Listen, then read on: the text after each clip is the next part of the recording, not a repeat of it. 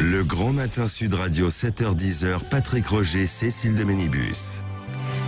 Bienvenue les 8h45, les grands débats du matin avec Thierry Guerrier, Christine Bouillot. Vos appels comme tous les matins, 0826 300 300 avec les sujets du jour. Patrick, on va parler des Républicains.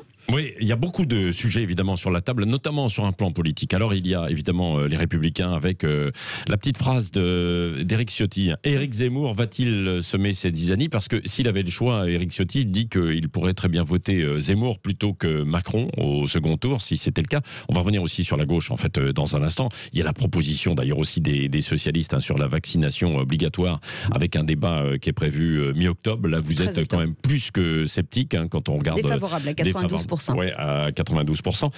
D'abord sur Christine Bouillot et Thierry Guerrier, avant de vous avoir, vous, en ligne au 0826 300 300.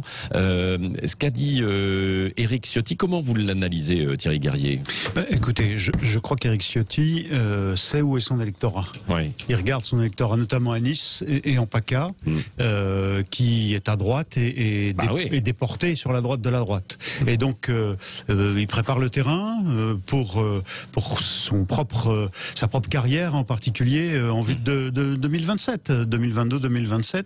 Il se positionne pour le coup d'après.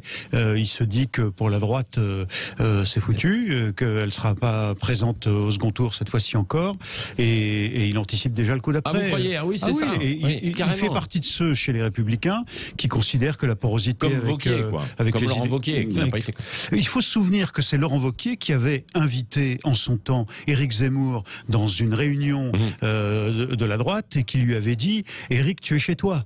Bon, alors que la ligne, par exemple, du président du Sénat, Gérard Larcher, de Jacob, le patron du parti, c'est pas celle-là. C'est tout de même qu'il doit y avoir, et on doit maintenir un mur étanche entre les idées et la stratégie du Front National ou du Rassemblement National aujourd'hui et LR, cette ligne-là. Bon, c'est pas le cas de Wauquiez et c'est pas le cas de Ciotti, qui sont favorables. Est-ce que c'est la perspective au rassemblement qui est voulu par certains à droite, Christine Bouillot notamment, par exemple, il y avait Robert Ménard qui, il y a quelques mois encore, disait, et d'ailleurs il est revenu. Il n'a jamais été LR, Ménard. Non, mais qui disait justement qu'il devait y avoir une union en fait des droites, quoi.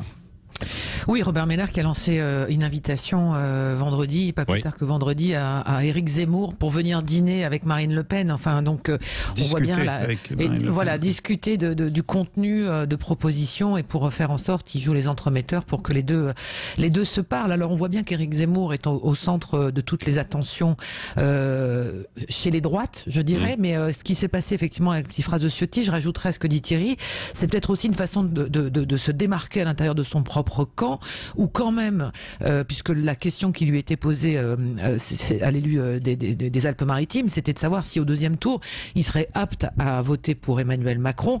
Et on voit bien que chez les élus LR, beaucoup se sont tournés vers le chef de l'État et que pour se distinguer en vue des élections présidentielles, il faut aussi marquer cette différence entre Emmanuel Macron et le camp Les Républicains. Je dirais qu'à l'issue de ce week-end de rassemblement des jeunes républicains, je dirais qu'à droite, dans la droite classique, on n'y voit pas beaucoup plus clair. Enfin, c'est mon avis, entre comment on va désigner le candidat, quelle est véritablement la ligne et qui pourra rentrer effectivement dans toutes les cases qui sont voulues par les uns et les autres, chacun promettant d'aller jusqu'au bout de sa logique dans cette campagne. C'est bien compliqué, donc évidemment le cas Zemmour vient se rajouter aux différentes lignes qui se sont exposées ou qui s'opposent aujourd'hui très directement sur les lignes de la droite dite entre guillemets classique. Bon, et à gauche ce n'est guère mieux pour l'instant, si je puis dire. Bon, même si évidemment c'est normal qu'il y ait des discussions, des tractations, etc. Mais avec pour l'instant il n'y a pas beaucoup de tractations à gauche. Il y a surtout eu, comme avec Éric Zemmour ce week-end, d'une certaine manière, avec la première fois qu'il est testé dans un grand sondage, IFOP fiducial. Là, il y a l'entrée en lice d'Arnaud Montebourg. Bon, il a fait un show à la Montebourg classique avec son éloquence et une forme d'outrecuidance. Voilà. Et puis il a ce slogan, la remontada. L'idée étant, je suis là pour une remontada de la France sur le terrain géopolitique, sur le terrain industriel. Très bien. Bon, ça a marqué les esprits, ça a fait sourire tout le monde. On est tous là à l'utiliser à juste titre. La réalité, c'est que lui est crédité de 3%. Alors attention, c'est que le début, mais que ce sondage montre quoi? C'est que Zemmour alors c'est encore le début, ils sont testés pour la première fois, mais tout de même, que ce soit Zemmour ou Montebourg, la réalité c'est que pour l'instant, les Français sont très à l'affût, vigilants, ils sont sans doute très intéressés par cette élection qui est la mère des élections dans notre pays, mais ça bouge pas. C'est-à-dire que c'est toujours, pour l'instant, le duel Macron-Le Pen qui s'impose. Au fond, les gens sont là, sans doute, je surinterprète, et finalement c'est ma vision à moi, mais je pense que les gens ne demanderaient pas mieux de voir les choses évoluer. Mais pour l'instant, personne ne les a convaincus. Ils sont là, dans une forme d'attentisme, en disant, on va écouter, on va voir. Tout de même un petit 7 points, mais c'est au sein de la famille des droites que Zemmour prend ses 7 points. Et Montebourg prend 3 points aussi, à la fois un peu à Hidalgo, à un écologiste. Je donne en fait pour les auditeurs qui n'ont peut-être pas. Mais la gauche reste en dessous des 30%, c'est ça que je voulais dire. Il y avait par pas exemple, de remontada. Xavier Bertrand avec Éric Zemmour, donc Emmanuel Macron serait à 24, Xavier Bertrand serait à 15, Marine Le Pen serait à 22, Éric Zemmour à 7, alors que dans le même temps Anne Hidalgo à 7, le candidat écologiste à 7,5, et Jean-Luc Mélenchon devant. À 9. Il reste en tête de la gauche, Mélenchon. Oui, il reste en tête de la gauche, oui, quasiment dans tous les cas de figure. Là. Il est à 9,5, 10 à chaque fois. Il a un fort socle, Jean-Luc Mélenchon, encore aujourd'hui, même s'il l'a lui-même bousculé, meurtri son propre socle avec ses grands coups de gueule depuis 2017. Pourtant, il est considéré comme peut-être le dernier à défendre le peuple, à défendre la sociale aussi. Certains disaient qu'il allait s'effondrer. Bon, alors certes, il est loin des intentions de vote d'il y a 5 ans. Il a un socle très sérieux. Oui, il a un socle très sérieux, comme Emmanuel Macron et Marine Le Pen qui restent sur leur socle. Quoi. Oui, et ce qu'on oublie de dire aussi dans ce sondage, les différents qui sont publiés actuellement, parce que rajoutons Anne Hidalgo qui doit annoncer sa candidature la semaine prochaine. C'est pas déjà fait. C'est pas déjà fait. J'avais cru comprendre qu'elle était candidate déjà, mais depuis les municipales où elle nous dit qu'elle ne le sera pas. On va attendre quelque chose d'officiel, histoire de pas être traité d'avancer les choses avant qu'elles ne soient vraiment dites. Mais simplement, il y a aussi ce 30% de gens qui annoncent qu'ils n'ont pas l'intention d'aller voter à la présidentielle. Alors moi, ce chiffre-là peut paraître, on va dire anecdotique à 9 mois ou 8 mois, mais je pense qu'il ne l'est pas du tout et que c'est un formidable... on va dire avertisseur pour tous les candidats qui sont très nombreux. Certains, comme vous le disiez Thierry, sans doute préparent le coup d'après. Mais moi, je serais curieuse d'aller tendre mon micro dans un marché ce matin pour savoir si l'électeur de base à 8 mois de la présidentielle se retrouve dans toutes ces candidatures potentielles et susceptibles d'arriver. Ça peut changer. Tiens, on va poser la question à Fred qui est avec nous, 0826 300 300. Fred Dugard qui est là en ligne. Bonjour Fred. Oui, bonjour. Bonjour. Merci de me donner la parole. Oui. Écoutez, moi je vais être clair. Je n'ai pas envie d'aller voter si ce n'est pour Philippot qui prend un parti pour ce pass sanitaire. Il n'y a que lui qui peut me convaincre parce que tous les autres sont des prestataires de services. Ah oui, mais et on voit bien j'irai voter. Hein. Oui. J'irai voter, mais honnêtement, c'est pour moi, tous sont des prestataires de services. Oui. Ensuite, s'il fallait que la gauche se tue, écoutez, avec la proposition de loi qu'elle est en train de faire pour la vaccination obligatoire, là, elle sera plus que le fantôme d'elle-même, parce que, honnêtement, les Français n'en veulent pas, d'accord? Donc, nous, on a... pas tous les Français, c'est l'inverse. Quand on regarde des sondages, Fred. Non, je sais pas. En fait, les journalistes, non, mais attendez. Les sondages, vous savez quoi? Moi, j'ai des amis qui sont infirmières, et elles ont fait un faux vaccin, vous voyez, pour pouvoir continuer à travailler. Voilà ce qui se passe. Ah non, mais ça, c'est... Non, mais oui, non, mais je ne conteste pas, Fred, c'est ce que je dis. D'accord, mais là, excusez-moi, je suis un peu en colère parce que là, aujourd'hui, ça devient grave. Et aujourd'hui, vous savez, Madame Lévy, là, si je me rappelle de ce qu'elle avait dit là, au sujet en fait de la vaccination, mais si l'État peut rien faire, il va falloir les contraindre. Mais écoutez, Madame Lévy, moi, je vais vous dire une chose. Venez nous chercher pour nous piquer, venez chercher nos enfants, parce que je vous garantis que là, Madame, je vous donne pas cher de votre peau, je vous le dis moi. Parce que là, tous ces gens qui vont vouloir venir nous chercher, parce que moi, je suis déterminé. Voilà, moi, je suis déterminé, et comme la plupart des Français, aujourd'hui, on vit dans un pays dangereux. Et aujourd'hui, les journalistes, il va falloir que vous fassiez en fait votre part de travail parce que ce qui se passe, c'est inadmissible. Bon. Elisabeth, Fred, il est toujours en ligne là, parce qu'on n'entendait plus. Fred, Elisabeth Lévy n'est pas là pour vous répondre aujourd'hui le lundi, mais elle va vous répondre. Mais elle vous répondra. On fera un petit débat, on vous rappellera quand elle sera là en fait en débat. D'accord ? Avec plaisir. Merci de nous avoir rappelés. Restez avec nous. La suite du grand débat du matin, toujours avec Thierry Guerrier, Christine Boyau, 0826 300 et si comme Fred vous voulez intervenir, n'hésitez pas, le micro est ouvert en tout cas pour le grand matin, jusqu'à 10h, à tout de suite. Sud Radio 7h-10h, Patrick Roger, Cécile de Ménibus. Il est 9h05. Ah, c'est pas la ville haute? Non, c'est pas du tout pareil.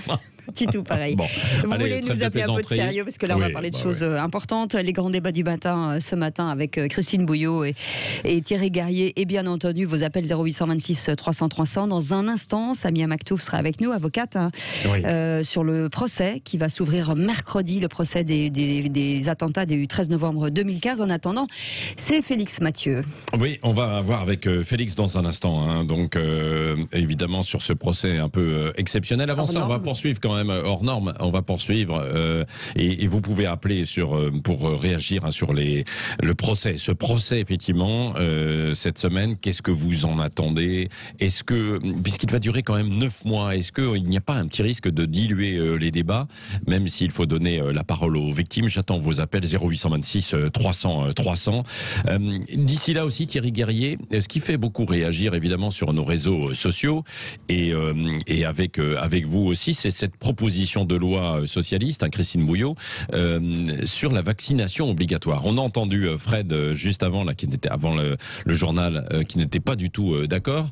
Les socialistes qui sont à la manœuvre, Thierry Garrier, sur ce C'est une façon pour les socialistes de se vouloir responsables, rationalistes, favorables à la science, ne pas quitter cette réalité-là. Le PS a été le promoteur d'un grand nombre d'idées tout à fait rationnelles et de la science, tout en se démarquant du pass sanitaire et d'Emmanuel Macron et de la politique offensive du pass sanitaire. C'est ça le chemin difficile sur lequel est le PS, et au PS il reste tout de même une ligne attachée à la rigueur scientifique et à la science. Voilà. On n'a pas fini d'en entendre parler en fait quand même Christine Bouillot, d'autant que par exemple il y a quelques jours on avait évoqué la piste du vaccin pour les enfants y compris de moins de 12 ans. Pendant l'été on a dit oh là là attention il va y avoir des risques, les virus qui mutent et peut-être qu'il faudra aussi vacciner les enfants, rétropédalage, et d'ailleurs il y a certains spécialistes comme Jean-Michel Clavry par exemple qui l'avait dit, Jean-Marie Clavry sur son prénom, et puis hier soir Jérôme Salomon qui a dit bah non il n'en est pas question pour l'instant. Oui, alors c'est le danger de ces déclarations, on va dire, d'un médecin à l'autre, d'un spécialiste à l'autre, avec par-dessus vous rajoutez la couche de la personnalité politique. Aujourd'hui, je crois que l'enjeu au niveau du gouvernement pour la vaccination, on arrive à 50 millions de personnes vaccinées avec une semaine de retard par rapport au calendrier qui était fixé par Emmanuel Macron, mais toujours est-il que 50 millions de Français totalement vaccinés, c'est quand même un chiffre qui place la France parmi les pays les plus vaccinés au monde. Et la question de la troisième dose, de ce que j'ai bien compris, alors après effectivement, Fred, notre auditeur, disait les journalistes faites votre métier, mais on s'en réfère aussi aux études qui sont publiées. Oui, c'est ça. Cette troisième dose, elle est réservée d'abord aux personnes de plus de 65 ans, et que beaucoup disent aussi qu'il faut d'abord aller chercher les personnes dites encore fragiles, qui sont encore qui ont passé, on va dire, qui n'ont pas réussi à passer encore complètement la procédure vaccinale, plutôt que de penser à une troisième dose. Donc, dire la vaccination est obligatoire, est-ce que c'est une façon aussi d'éliminer le pass sanitaire? Je comprends. Bah oui, parce que c'est toujours la cacophonie autour du pass sanitaire. On le voyait en fait tout à l'heure dans la revue de presse, où il y a en Occitanie, enfin dans beaucoup d'endroits, l'annulation de pass sanitaire pour des centres commerciaux comme en Ile-de-France. Par exemple. Oui, et puis le pass sanitaire, si vous voulez, quand on commence à rentrer aussi dans le détail, est-ce que le mot pass sanitaire est véritablement le mot qu'il fallait utiliser, le mot sanitaire derrière, c'est véritablement ça qui pose question, puisque par exemple, vous devez avoir le pass sanitaire, mais vous pouvez être amené à enlever votre masque derrière, parce qu'on considère que les personnes, alors qu'elles sont encore contaminantes finalement, et dans certains lieux clos, on demande aux gens de garder leur masque. Donc il y a encore des règles à la règle qui font que c'est pas très lisible, et qu'aujourd'hui on se retrouve avec ce seuil de personnes non vaccinées qui ne sont pas encore touchées. Un exemple, la Nouvelle-Calédonie décide de vacciner obligatoirement tous les adultes à partir de maintenant, parce que le taux de vaccination est très bas. Alors est-ce que ce débat sur la vaccination obligatoire est une bonne idée alors qu'on est à 50 millions de personnes vaccinées, c'est-à-dire plus de 60% de personnes qui sont vaccinées en France? Est-ce que c'est maintenant qu'il faut poser ce débat-là, ou est-ce que c'était en amont? Le choix du gouvernement à ce moment-là, c'était de dire On va pas obliger, on va inciter les gens, sauf que beaucoup répondent à Emmanuel Macron que le pass sanitaire c'est une obligation déguisée. Donc on se retrouve dans un débat encore sur on va dire la liberté de chacun de choisir son mode de protection vis-à-vis du virus. Oui, Thierry Guerrier sur ce pass sanitaire. Non, j'ai déjà ici exprimé l'idée sur laquelle je suis très favorable au vaccin, parce que je crois que nous n'avons pas la panacée, et c'est le premier outil. Maintenant, il y a un côté ubuesque à se voir réclamer en terrasse, et alors même qu'on était avec un ami qui, par exemple, ne serait pas vacciné, de devoir, dans le contexte où il a fait beau ce week-end, par exemple, sur toute la France, de devoir prouver qu'on est vacciné, par exemple, pour pouvoir prendre un café en terrasse. Je comprends que ça suscite des difficultés de compréhension de la part du public, et que maintenant, ne soyons pas dupes, il y a depuis le début de la part du gouvernement, et en particulier surtout d'Emmanuel Macron, un jeu politique qui était dans la division, en aiguisant la dimension, la contestation d'une partie des Français, et en les faisant passer d'une certaine manière pour des radicaux, complotistes, irrationnels. C'est une façon pour lui de conforter sa base. Il a un calcul à terme pour la présidentielle. Oui, c'est le jeu politique. Voilà, il y a une forme de cynisme qui est assez triste. Voilà pour donc ce dossier. On a vu que sur les réseaux sociaux, vous êtes à 90% contre, défavorable à cette vaccination obligatoire telle que c'est proposé en tout cas par le Parti socialiste. Dans un instant, on va parler donc des attentats du 13 novembre 2015 avec l'ouverture du procès en milieu de semaine. Avant de voir avec Samia Maktouf qui va nous rejoindre, qui est l'une des avocates qui défend énormément de parties civiles dans ce dossier. On va voir avec vous Félix Mathieu dans Factuel. Bonjour Félix. Bonjour Patrick, bonjour tout le monde.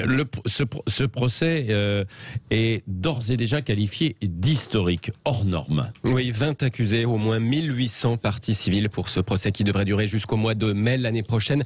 Il a fallu construire une salle d'audience aux dimensions adaptées, spécifiquement destinée à cette cour d'assises spéciale sur l'île de la Cité, dans le palais de justice historique de Paris. Salle de 15 mètres de large sur 75 mètres de long, capacité d'accueil 550 personnes, une régie vidéo pour les captations, 14 autres salles prévues aussi pour la retransmission vidéo de ceux qui ne pourront pas être dans la salle principale. Coût total de la construction, 7 millions d'euros pour une salle qui d'ailleurs ne devrait pas rester en l'état à l'avenir, même s'il est possible tout de même qu'avant d'être démontée, elle serve pour d'autres grands procès comme celui de l'attentat de la promenade des Anglais à Nice. Oui, alors c'est le nombre aussi de victimes qui rend ce procès exceptionnel. Et oui, 130 morts ce 13 novembre 2015, plus de 400 blessés. À titre de comparaison, si on prend un autre grand procès historique, celui du nazi Klaus Barbie dans les années 80, il y avait eu une quarantaine d'avocats. Là, pour le procès du 13 novembre 2015, il y en aura quasiment 10 fois plus, environ 300 avocats. Première fois aussi qu'est mis en place cette fameuse captation vidéo pour l'histoire en France dans une affaire terroriste. Les images seront archivées une cinquantaine d'années avant d'être accessibles au public. Ah oui, et puis il va y avoir aussi une web radio pour les familles en fait des victimes qui ne peuvent pas assister à l'ensemble des débats. Elles pourront le suivre. Ce sera codé, évidemment. Vous et moi, on ne pourra pas y accéder, mais il y aura cette retransmission en fait possible. Dans un instant, on en parle avec vous, 0826 300 300 de ce procès hors norme, ce que vous en attendez, et avec Thierry Guerrier, évidemment Christine Bouillot, et puis Samia Maktouf, avocate qui sera avec nous et avocate de beaucoup de parties civiles. Restez avec nous. Le Grand Matin Sud Radio, 7h-10h, Patrick Roger, Cécile de Ménibus. Il est 9h17, dans quelques instants, on reviendra sur l'ouverture de ce procès mercredi, Patrick. Et son côté gigantesque, oui. Bien sûr. Oui, le procès du 13 novembre 2015. Oui, absolument, Félix Mathieu, en fait, à l'instant. Quelque part, même si c'est pas la même chose, il ne faut pas le mettre sur la même échelle, on va voir ça aussi avec Samia Maktouf, l'avocate qui sera avec nous. Mais Christine Bouillot, par rapport à AZF, par exemple, c'est vrai qu'il y a eu des moyens aussi assez exceptionnels, bien sûr, sur ce procès. Oui, une salle d'audience de 2000 personnes qui permettait d'accueillir des milliers de parties civiles et de victimes, des dizaines de témoins, d'experts, un procès qui a duré des mois et des mois, enfin plusieurs procès en réalité, parce que ce qui risque aussi de se passer pour les attentats de Paris, c'est qu'il peut y avoir un appel. Donc il peut y avoir effectivement, on va dire une deuxième, on va dire un deuxième procès des attentats. Oui. Donc c'est gigantesque. Et puis surtout, ce qu'il faut bien comprendre, ce genre de procès, c'est que ça permet à travers les témoignages que l'on peut lire, qui sont bouleversants de toutes les familles de victimes, les témoins directs de ces attentats, et bien que ça sert aussi on va dire de catalyseur à des questions qu'ils se posent, même s'ils ne savent pas s'ils vont trouver toutes les réponses à leurs questions. Ils ont besoin de ça. Et je trouve que la justice est au rendez-vous, hein, malgré tout ce qu'on peut dire de critiques sur la lenteur de la justice, que ce grand procès qui ne réglera pas tout, mais permettra aux familles des victimes d'entendre, de voir, de comprendre, peut-être d'éclairer des zones d'ombre. Et c'est extrêmement important pour elles d'arriver, d'avoir ce moment, certainement la semaine du mois d'octobre, où il va y avoir toutes les familles de victimes qui vont venir parler de leurs filles, de leurs fils, de leurs pères, de leurs frères, de tous ceux qui sont tombés ce 13 novembre, eh bien, puissent raconter qui ils étaient, parce qu'il ne faut pas oublier effectivement que derrière ce sont des vies brisées, des dizaines de vies brisées, et que ces personnes ont le droit de savoir pourquoi c'est arrivé. Oui, Christine Bouillot, Thierry Garrier. Oui, je voudrais souligner ce que vient de dire Christine, qui est essentiel. Évidemment, le procès est historique, mais pardon Patrick, mais en le comparant dans une certaine mesure, comme vous venez de le faire, à celui d'AZF. Non, mais pardonnez-moi. Bien entendu, et vous avez raison, mais on retire au fond une dimension qui est considérable de quoi parle-t-on? C'est pas le procès qui est historique, ce sont les faits qui sont historiques.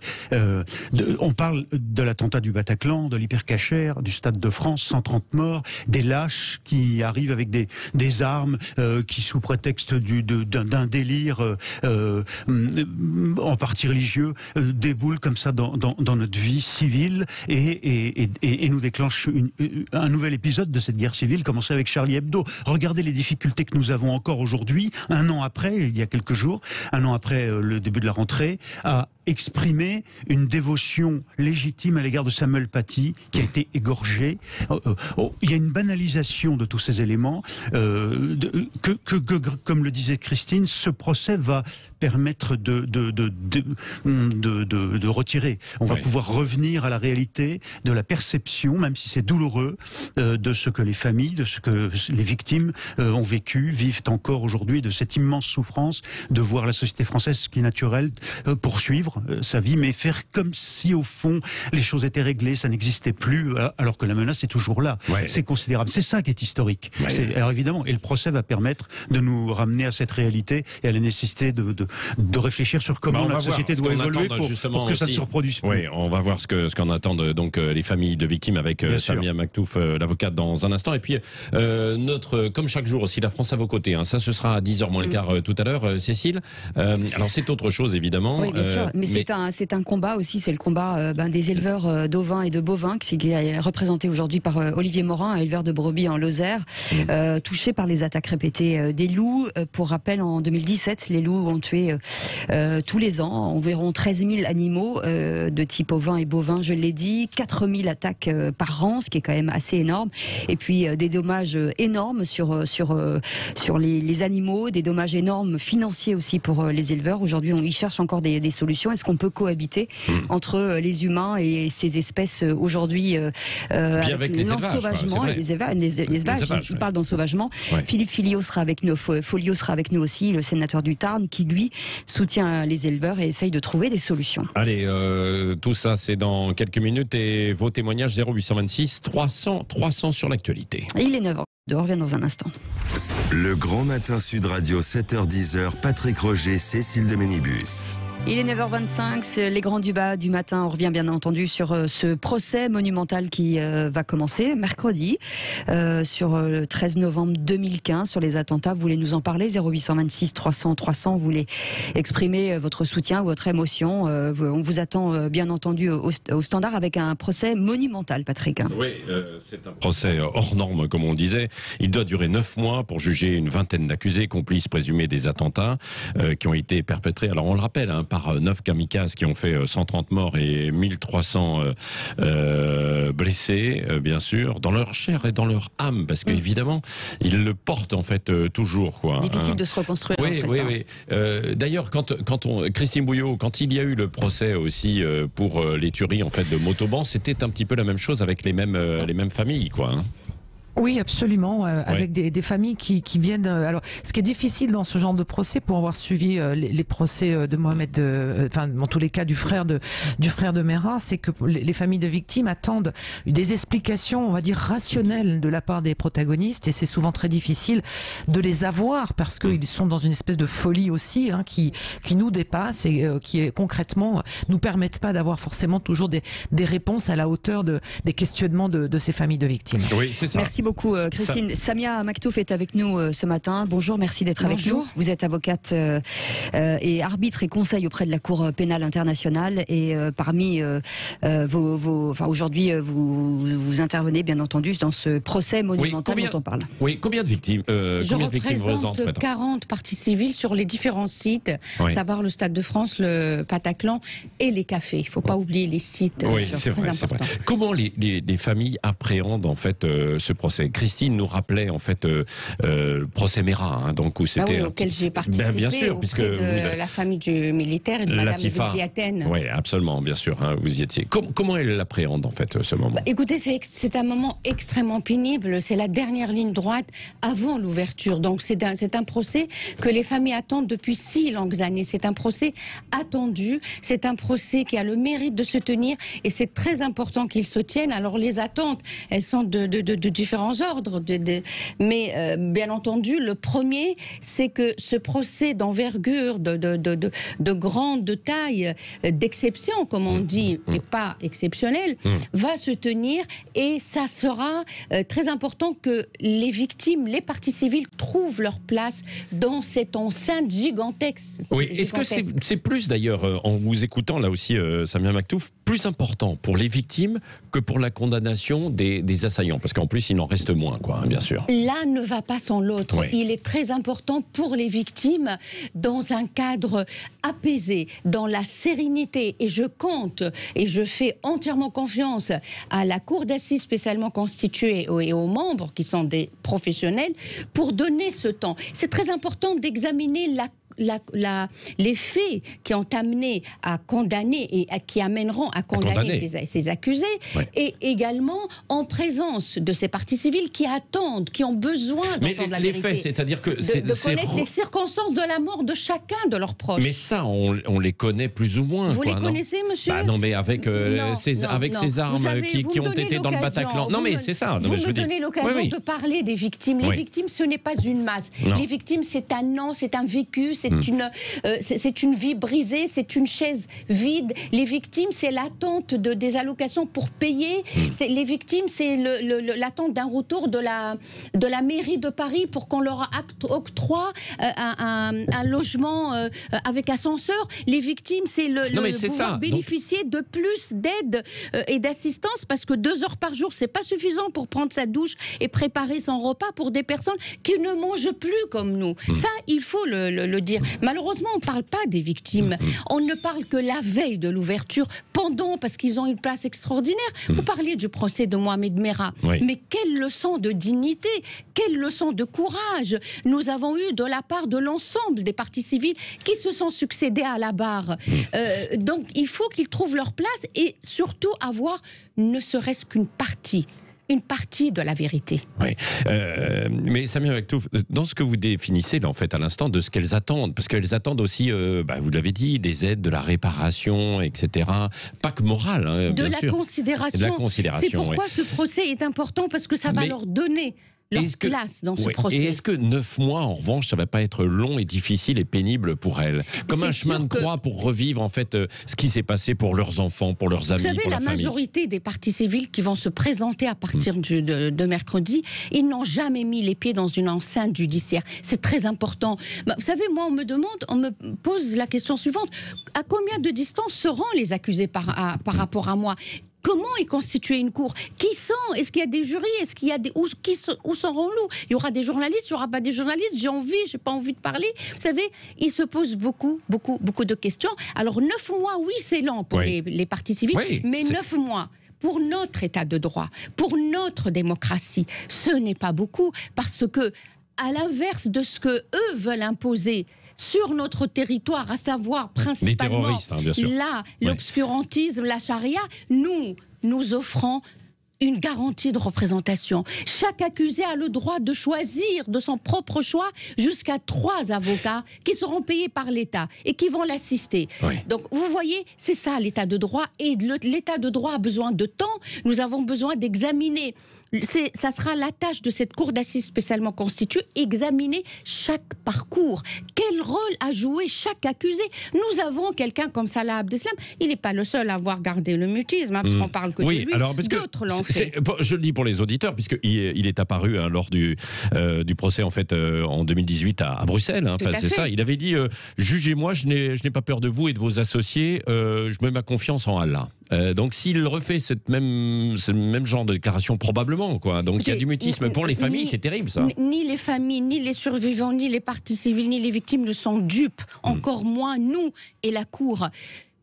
Ce procès, c'est une tribune pour lui. Ce procès, c'est une confirmation de son allégeance à Daesh, cette organisation mortifère, cette usine de mort. Il va se présenter, il va lire quelques sourates, il va faire le même parcours, le même protocole djihadiste, islamiste qu'a fait Peter Sherif, qu'a fait Abdelkader Mera, que font tous. Alors s'il se met à lire des sourates, est-ce qu'on peut, entre guillemets, l'en empêcher pour les familles qui sont en face.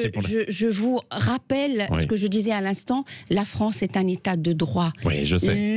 La parole appartient, le dernier mot appartiendra aux accusés.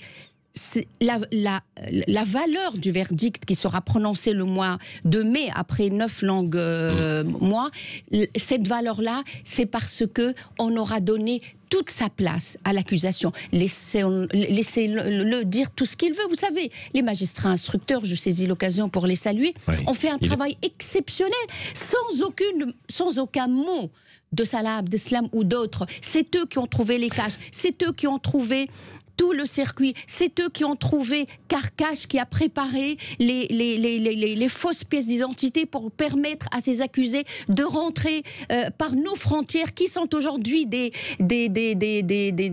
fromages. C'est du gruyère. C'est du gruyère. Oui, donc, les magistrats instructeurs ont fait un travail exceptionnel en l'absence de la coopération de ces accusés. Donc oui, 9 mois, c'est long pour les familles, pour les victimes, pour les survivants. Mais 9 mois, pour l'horloge judiciaire, ce n'est pas beaucoup. Est-ce que vous pensez que l'on pourra apprendre quelque chose de révélation lors de ce procès, Samia Maktouf? Est-ce qu'il y a des choses, par exemple, que vous attendez, alors que vous connaissez parfaitement cette histoire, que vous avez défendue, Latifa Benziaten, on l'a dit en fait tout à l'heure. Charlie Hebdo, les Charlie Hebdo, bien sûr. Non, mais écoutez, vous savez, je le disais, nous sommes lucides. Toutes les parties civiles sont des personnes certes traumatisées, certes blessées, certes dans l'attente, mais c'est des personnes averties, c'est des personnes qui savent tout et qui sont dans le concret. Parce qu'au lendemain des attentats, il fallait continuer à rester debout. Je l'espère, j'espère qu'il va parler. Mais que voulez-vous que je vous dise? J'espère qu'il va parler. Mais si vous me demandez de vous dire le fond de ma pensée, nous sommes dans le cadre de ce protocole djihadiste islamiste qui consiste à dissimuler, qui consiste à ne pas dire la vérité, qui consiste à utiliser n'importe quel symbole dans notre République, cette enceinte judiciaire pour parler, pour confirmer leur allégeance à Daesh. C'est terrible, c'est ça, la différence entre eux et nous. C'est ça la différence. Ils s'en servent comme d'une tribune, quoi. Et finalement, bien sûr probablement satisfait qu'il y ait ce procès aussi. Mais l'avocate qui vous parle, je suis fière d'appartenir à un pays où l'état de droit se prononce comme il faut. Donc, c'est pas pour autant qu'on va baisser les bras. Mais c'est une manière de montrer quelle est la différence entre eux et nous. Et la différence, elle est énorme. La différence, c'est la démocratie. Oui. Est-ce que vous regrettez qu'il y ait que quelques personnes qui sont accusées, qui ne sont pas sur le territoire, ne soient pas là, bien sûr? Je ne fais pas que regretter. C'est l'expression de ma colère. C'est la colère de toutes les victimes. Vous savez combien il en manque? Il en manque énormément. Ne serait-ce que... Alors, on parle de ceux qui sont présumés innocents, présumés tués, qui ont été ressuscités de leur propre mort depuis 2019. C'est les frères Klein. Mais je parle aussi de ceux qui sont identifiés, mais que par exemple la Turquie ne veut pas nous donner, de ceux qui sont en Belgique, parce que la Belgique va faire son procès Paris bis, et c'est des gens qui ont participé à cet attentat, mais qu'on ne nous donne pas. Moi, j'aurais aimé, dans la grandeur de l'Europe, qu'il y ait un seul procès, tous les protagonistes, de ceux qui ont participé, les complices, ceux qui ont aidé, ceux qui ont guetté, ceux qui sont allés en Angleterre chercher l'argent, ceux qui ont fait ce qu'il fallait pour armer les terroristes. Oui. Et ceux-là, ils ne sont pas là. Samia Maktouf, est-ce que c'est aussi important 6 ans après, parce que le temps passe vite en fait aujourd'hui. Nous sommes dans des sociétés en fait du zapping, et que finalement aujourd'hui on va pouvoir se remémorer quand même les atrocités qui sont commises par des tels terroristes et une telle idéologie au moment où on parle de l'Afghanistan et des talibans qui se déploient en fait de nouveau, et de Daesh qui existe toujours. On l'a vu l'autre jour avec les attentats à Kaboul. Est-ce que le procès d'Abdelkader Merah nous a permis de tirer des leçons? Est-ce que le procès de Charlie Hebdo, de l'Hyper Cacher, ont permis de tirer des leçons? Non. Si. Mais est-ce que vous croyez? Donc, c'est pour ça qu'il faut en parler. Et la lutte contre le terrorisme passe par la parole, mais pas que la parole régalienne, c'est la parole de tout le monde. Le terrorisme, c'est notre affaire à tous. Ouais. Et si on n'en parle pas, j'ai pas l'occasion de parler de Sonia, qui a permis l'arrestation de l'ennemi public numéro 1. Nous devons tous être des Sonia. Dès qu'il y a quelque chose, il faut dénoncer. Elle a permis qu'un attentat à la Défense dans une crèche et un poste de police n'ait pas lieu. C'est ça la lutte contre le terrorisme aussi. Ouais. Est-ce que certaines des victimes, des familles de victimes et donc de vos clients que vous défendez ont peur aussi et se disent non, je ne voudrais pas y aller, ou finalement je veux bien en entendre parler un peu, mais c'est trop terrible pour moi. Je vais vous parler de manière très ouverte et honnête. J'ai peur. Ouais. J'ai peur pour eux, j'ai peur pour tout le monde. J'ai peur parce que j'ai vécu avec mes confrères le procès de Charlie Hebdo et de l'Hyper Cacher. J'ai vécu cet attentat dont la résonance est arrivée dans la salle d'audience, cet attentat dans la basilique de Nice, où j'ai l'honneur et le plaisir de représenter des victimes, et dans le sacristain qui a été égorgé. Donc oui, nous avons peur, mais la peur ne nous empêche pas de rester debout. Moi, je préfère mourir debout et de dénoncer ouvertement ces terroristes, parce qu'ils sont lâches, parce qu'ils n'ont pas... Ils n'ont rien d'humain, alors qu'ils sont des êtres humains. Mais ils n'ont plus rien d'humain. C'est des machines, c'est des usines de mort. C'est une fabrique de la mort. Donc, soyons solidaires tous contre eux. Oui. Quelques questions. Thierry Guerrier, Maître Maktouf, au fond, la question que vous avez commencé à évoquer et que Patrick a commencé à vous poser, c'est quelle leçon croyez-vous que la société française doit en tirer? Il y a eu Samuel Paty depuis. Et je disais une forme de banalisation. Qu'est-ce que l'on doit retirer déjà comme enseignement? Comment doit-on se comporter aujourd'hui pour éviter que ça se reproduise et pour mener une lutte victorieuse contre cette banalisation du mal et de la mort? Malheureusement, elle ne sera pas victorieuse tout de suite, parce que les terroristes ont beaucoup de pas d'avance sur nous. Mais comment lutter, comment tirer des leçons de Merah, de Charlie Hebdo et de l'Hyper Cacher, ne serait-ce qu'en essayant de comprendre le phénomène terroriste. On ne le comprend pas. Lorsque Koulibaly, avant d'aller... Parlez bien, Samia Maktouf, dans le micro. Oui, lorsque Koulibaly, avant d'aller faire ses actes criminels à l'Hyper Cacher, il est allé boire des bières, il est allé se montrer, faire de la musculation, s'exhiber, montrer ses muscles.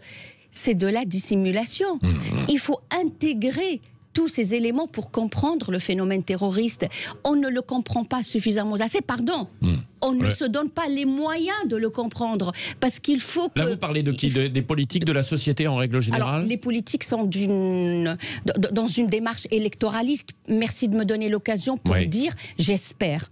J'espère.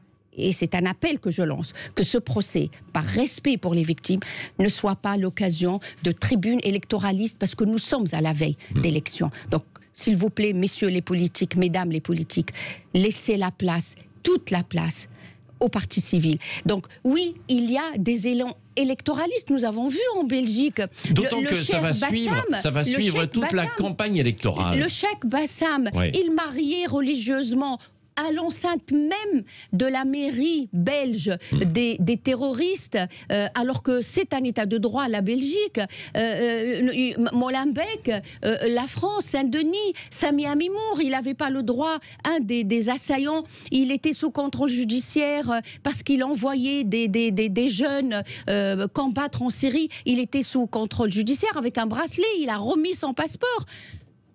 Il est parti et il a réussi à avoir un autre passeport. Il est parti en Syrie, il est revenu frapper chez nous. Oui, donc ce que vous dites voilà, quand même... Voilà l'état de la situation, il faut le dire. Oui. Mais je ne pointe aucune responsabilité, c'est pas mon rôle. Moi, je suis avocate. Oui, bien sûr. Et je représente des victimes qui se posent des questions et qui n'auront pas de réponse à leurs questions. Mais en même temps, ce que vous dites aussi, Samia Maktouf, c'est que nous sommes dans un moment important et un peu charnière aussi ici, en France, dans l'Occident, face justement à la progression des terroristes. À un moment donné, on avait cru qu'on allait réussir à les repousser, etc. Et qu'il y a toujours des menaces, quoi. Que ce soit au Sahel et puis bien sûr en Afghanistan et même au-delà, quoi. Vous savez, les réfugiés, par exemple, en Turquie aussi, pour certains. Les responsables de terrorisme vous diront que jamais nous avons eu la certitude qu'on a réussi à les anéantir, même si la coalition a fait un travail extraordinaire pour abattre